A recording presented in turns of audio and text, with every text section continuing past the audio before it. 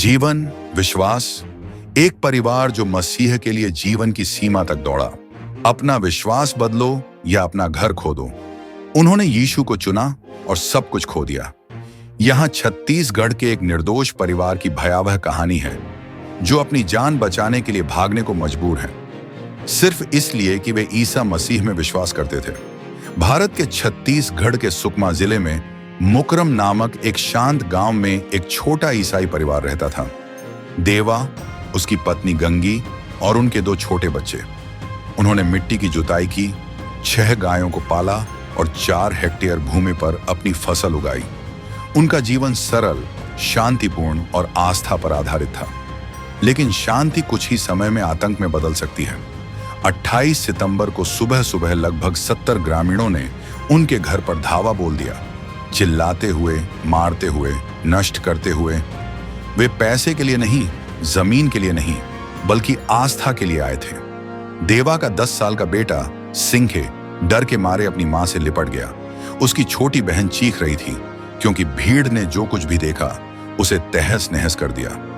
लगभग 1 लाख रुपए का घरेलू सामान चूर चूर हो गया और राख हो गया।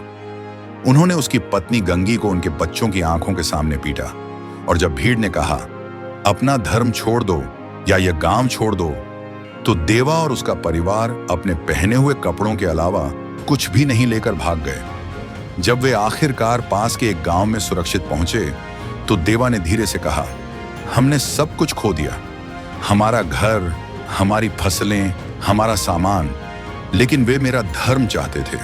मैं अपने परिवार को केवल भागकर ही बचा सकता था। आज यह परिवार दूसरे गांव में एक दोस्त के घर शरण लिए हुए हैं। उनका भविष्य अनिश्चित है। पुलिस अभी तक न्याय नहीं दिला पाई है।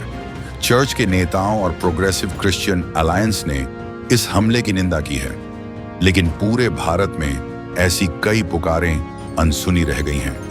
मसीह के विश्वासियों के रूप में हम इस पीड़ा का सामना कैसे करते हैं? अपने विचार कमेंट में साझा करें।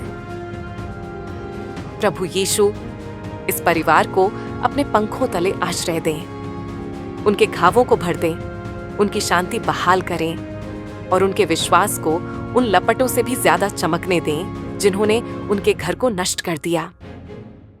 हम इसे रे ऑफ होप क्यों कहते हैं? क्योंकि हमारा मानना है कि प्रार्थना इस अंधेरी दुनिया में आशा की किरण है। Download the Arc Connect app now